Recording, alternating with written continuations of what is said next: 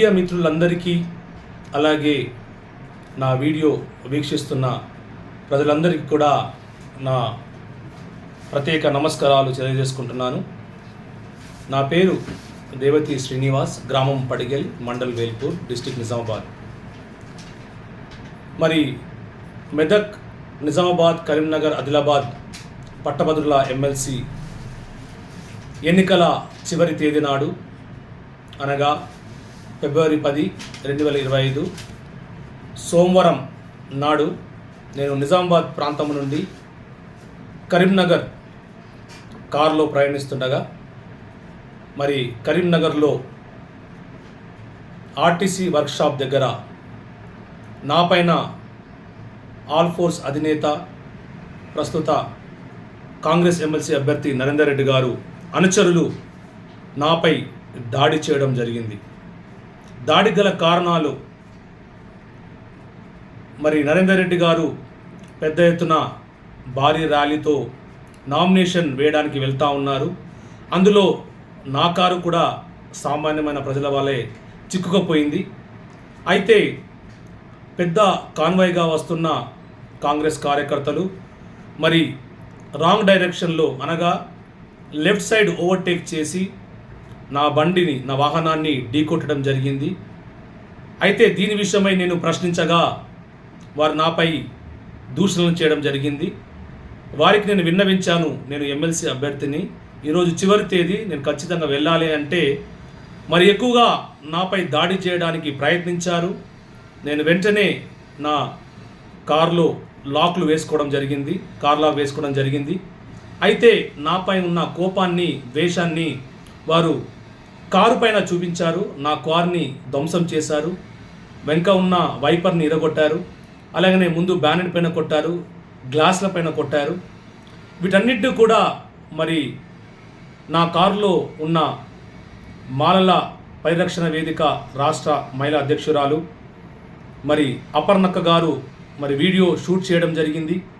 తను video shoot చేయడం ఆరంభించగానే వారు మరి దూరం వెళ్ళడం జరిగింది.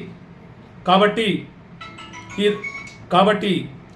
నేను వెంటనే స్పందించి 100కి డైల్ చేయడం జరిగింది. కానీ అనివార్య కారణాల వల్ల మరి అది కాల్ పోలేదు.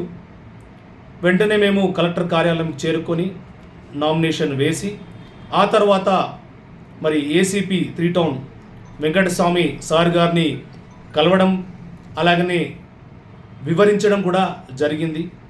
అయితే సారు వెంటనే మరి 3 టౌన్ సిఐ జాన్ రెడ్డి సార్ని పిలిపించడం, వీటన్నిటి కూడా వివరించడం, వారు మరి ఎక్కడైతే ఈ దాడి జరిగిందో ఆ ప్రదేశానికి నన్ను తీసుకువెళ్ళారు. నేను వాళ్ళందరికీ చూపించడం జరిగింది. అక్కడనే మరి ఇన్స్పెక్టర్ గారికి కూడా నా వైపర్ దొరకడం, దాన్ని కూడా వీడియో షూట్ చేయడం జరిగింది. అయితే నేను వారితో కలిసి 3 టౌన్ పోలీస్ స్టేషన్ కరీంనగర్కి వెళ్ళి ఒక కంప్లైంట్ ఇచ్చి అది ఎఫ్ఐఆర్ చేయమని కోరడం జరిగింది. వారు కూడా ఎఫ్ఐఆర్ చేసి ఆ కాపీని నాకు ఇవ్వడం, మరుసటి రోజు మరి స్క్రూటినీ చేసే రోజు, ఆ రోజు నాడు మరి నేను మరి ఎన్నికల అధికారికి రిటర్నింగ్ ఆఫీసర్ గారికి ఈ జరిగిన దాడి విషయంలో ఒక పిటిషన్ ఇవ్వడం జరిగింది. అలాగనే కఠినంగా ఎవరైతే మాపై దాడులు చేశారో వారిపైన చట్టపరమైన చర్యలు తీసుకోవాలని నేను విజ్ఞప్తి చేశాను. అలాగే ఈ సమయంలో నేను రాష్ట్ర ప్రభుత్వాన్ని ఒకటే కోరుతా ఉన్నాను, ఈ వ్యక్తి ఇంకా ఎలక్షన్ అయిపోనే లేదు, అధికారంలోకి రానే లేదు, అంటే ఎమ్మెల్సీ అవ్వనే లేదు. కానీ ఇతని అనుచరులు ఇప్పుడే రౌడీయిజం మొదలుపెట్టారు, గూండాయిజం మొదలుపెట్టారు. కాబట్టి ఖచ్చితంగా వీరిపైన కఠినమైన చర్యలు తీసుకోవాలి. ఒక దళితుడు నేను, నాపైన దాడి చేశారు. నేను ఒక ఎంపీ కంటెస్టెడ్ క్యాండిడేటు, ఇప్పుడు ఒక ఎమ్మెల్సీ అభ్యర్థి పోటీ చేస్తూ ఉన్నాను. అలాగనే బహుజన ముక్తి పార్టీ నిజామాబాద్ జిల్లా అధ్యక్షుడు నాపైన ఇటువంటి దాడులు చేస్తే మరి సామాన్యమైన ప్రజల పరిస్థితి ఏమిటి అని నాకు ఇప్పుడు అనిపిస్తూ ఉన్నది. కాబట్టి దయచేసి తెలంగాణ రాష్ట్ర ప్రభుత్వాన్ని వెంటనే వీరిపైన కఠినమైన చర్యలు తీసుకోవాలి. అలాగే ఎస్సీ ఎస్టీ కమిషన్ చైర్మన్ గారికి, మానవ హక్కుల కమిషన్ చైర్మన్ గారికి, అలాగనే డీజీపీ గారికి కూడా అవసరమైతే గవర్నర్ గారికి కూడా ఖచ్చితంగా ఈ దాడిపై జరిగిన ప్రతి విషయాన్ని వారికి వివరించి పిటిషన్ ద్వారా తెలియజేస్తానని మరి తెలియజేసుకుంటూ నాకు ఈ అవకాశం ఇచ్చిన మీడియా మిత్రులందరికీ కూడా మరొకసారి ధన్యవాదాలు తెలియజేసుకుంటూ ముగిస్తున్నాను. జై భీమ్.